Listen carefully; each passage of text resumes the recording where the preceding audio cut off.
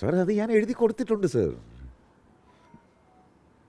അത് എന്താണ്, ഞാൻ അങ്ങനെ ഒരു നമ്മൾ പറയത്തില്ലേ പകപോക്കുകയാണോ എന്നൊരു ഒരു മീം അവിടെ കിടന്ന് കളിക്കുന്നില്ലേ, എന്താണ് ഏതോ ഒരു അങ്ങനത്തെ ഒരു ഡയലോഗ് ഉണ്ടല്ലേ, അന്ന് അങ്ങനെ ആയിപ്പോകും. അതിനോട് എനിക്ക് താല്പര്യമില്ല.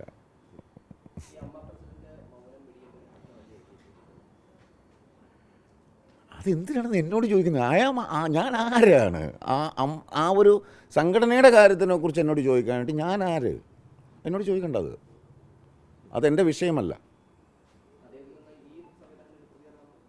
അത് ഞാനെന്തിനാണത് പ്രതീക്ഷിക്കുന്നത്? അതിനകത്തെ അംഗങ്ങളും നിങ്ങളുമാണത് പ്രതീക്ഷിക്കുന്നത്. ഞാൻ അതുമായിട്ടൊരു ബന്ധവുമില്ലാത്ത, സത്യം പറഞ്ഞപ്പോൾ സിനിമാക്കാരൻ പോലും അല്ല, അങ്ങനത്തെ ഒരു എനിക്ക് എന്താണ് നമ്മൾ ഈ നാട്ടുകാരനെ അല്ല എന്നേ എനിക്ക് പറയാനുള്ളൂ. അതെൻ്റെ കുഴപ്പമല്ല. മാനുഫാക്ചറിങ് ഡിഫക്റ്റ് ആയിപ്പോയി. അത് നമ്മൾ പറയത്തില്ലേ, മാനുഫാക്ചറിങ് ഡിഫക്റ്റ് എന്നൊരു വാക്കുണ്ട്. ഇല്ല, ഞാനിപ്പോൾ സജീവമല്ല. ഞാൻ ഒതുക്കപ്പെട്ട ഏറ്റവും വലിയ കഴിഞ്ഞ ദിവസം നിങ്ങളെ കാണിച്ചില്ലേ, ഇത്രയും ഒതുങ്ങിയത് പോരോ? അത് സത്യമാണ്. ഞാൻ ഉള്ളു തുറന്ന് പറഞ്ഞാണ്. എനിക്കതിനകത്ത് എന്തിനാ കള്ളത്തരം പറയേണ്ട കാര്യം? എന്നെ ഏത് വിധേനയും എങ്ങനെയെങ്കിലും കൊണ്ടുവന്ന് പൂട്ടണം എന്നും പറഞ്ഞ് നടക്കുന്ന ആൾക്കാരാണ്. അപ്പോൾ അങ്ങനെയുള്ളിടത്ത് ഞാനൊരു വലിയ കേരള ഹൈക്കോടതിയിൽ ഒരു വലിയ കേസ് ഫൈറ്റ് ചെയ്തുകൊണ്ടിരിക്കുകയാണ്, സർക്കാരിനെതിരെ അടക്കം. അപ്പോൾ അങ്ങനെയുള്ള സമയത്ത് അതും പബ്ലിക് ഇൻട്രസ്റ്റ് ആണത്. എത്രയോ ഇവിടെയുള്ള ഈ കോളേജുകളും എന്താണ് സ്കൂളുകളുമാണ് ഇതിന് ചുറ്റിനുമുള്ളത്. അവിടെ പഠിക്കുന്ന ഓരോ കുട്ടികൾക്കും വേണ്ടിയിട്ടാണ് ഞാൻ ആ ഫൈറ്റ് ചെയ്യുന്നത്. ഞാൻ എന്താണ് ബാലാവകാശ കമ്മീഷന് വരെ ഞാൻ പരാതി കൊടുത്തിരിക്കുകയാണ്. എനിക്കെന്ത് കാര്യം?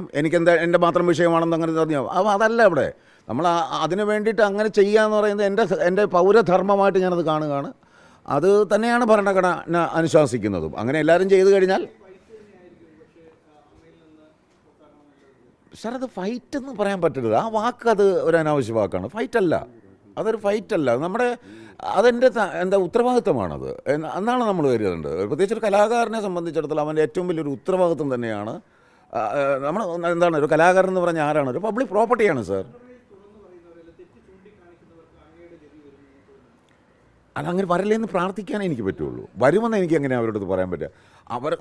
അവർക്ക് അത് തിരിച്ചറിയാനുള്ള ബുദ്ധിയും വിവരവും കാര്യങ്ങളും ഒക്കെ ഇല്ലേ?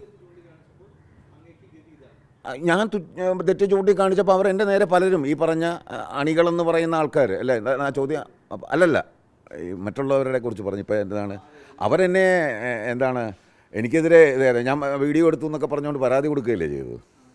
അതുകൊണ്ടല്ലേ എന്നെ അതിനകത്ത് പുറത്താക്കിയത്.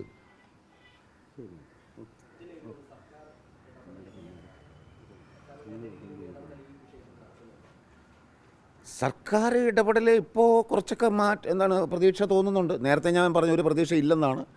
ഇപ്പോൾ നടക്കുന്ന സംഭവവികാസങ്ങളൊക്കെ വെച്ച് നോക്കുകൊണ്ട് ചെറിയ ഹോപ്പ്ഫുള്ളാണ് ഞാൻ. ഇല്ലെന്ന് പറയാൻ പറ്റില്ല.